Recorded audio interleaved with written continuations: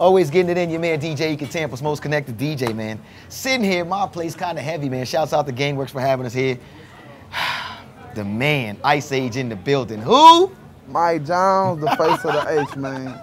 What's good, man? What up, man? How you been? It's good to see you, man. I ain't seen you since last year BET Spring Bling time. Politics, man. Keep you away from everything. Come on, man. Talk to me, man. Give me the science on, just seriously, where you been. You know, I see a lot of stuff online. I see all kinds of craziness going on.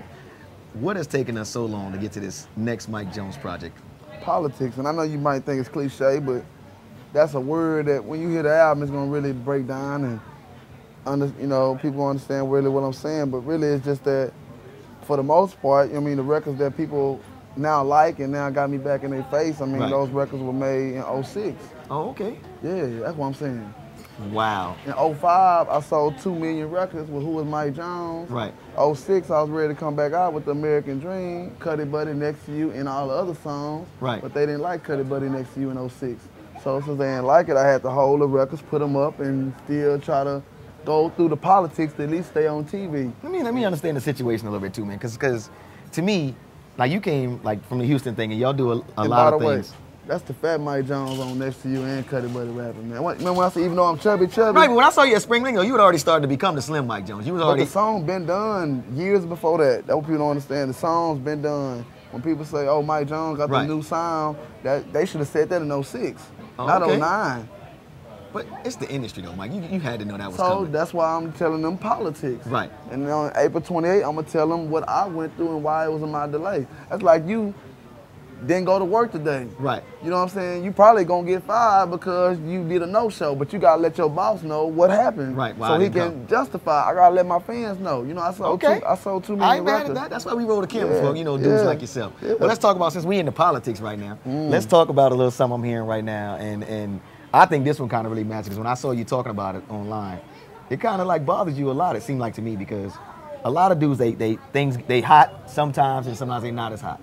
And like you said, you sold them 2 million records. It's a lot of dudes that you helped out, I'm sure. So now we had a Cuddy Buddy situation, if I'm not mistaken, and it's a little bit of an issue going on now with this T-Pain situation. It ain't even no issue, man. Like I say, I got love for T-Pain. Right. It ain't no, I don't want okay, people, we get it clear right here. Let's get it clear. I don't want people to think it was like that. Nah, I mean, I just, you know what I'm saying, it's love. I don't got no issue with nobody. Right. I just want to let the fans know, because fans and you and everybody come ask me, what's up, where you been, what happened? And I got to let people know. And when I was on, you know what I'm saying, I looked out for everybody. I ain't let the politics make my decisions, you feel what I'm saying? And other people did. I ain't mad at them for it, you know what I'm saying? But I just wish that I would have knew, and if I would have knew, I probably would have done the same thing, you know?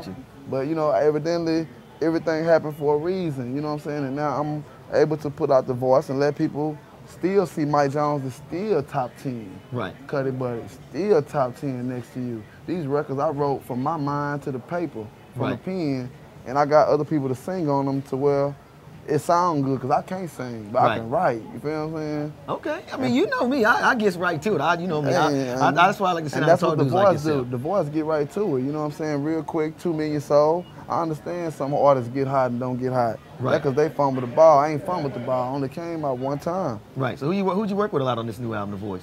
You stick with like a lot of the beginning formula, or a lot of new people involved, or? This album was more personal, man. It was, I had to speak out, man. You know what I'm saying? Just straight up, I had to speak out. I had to just let people know, you know what I'm saying? For one, keep in mind, man, I'm gonna tell you the features, but keep in mind, if I would've came out with the first album and then came out with the second album and didn't do whatever, I probably wouldn't have called the album The Voice. Probably called it something else. But everywhere I go, I can't even fly and go wherever I'm going. People want to know, damn, Mike, what? Right, where you been?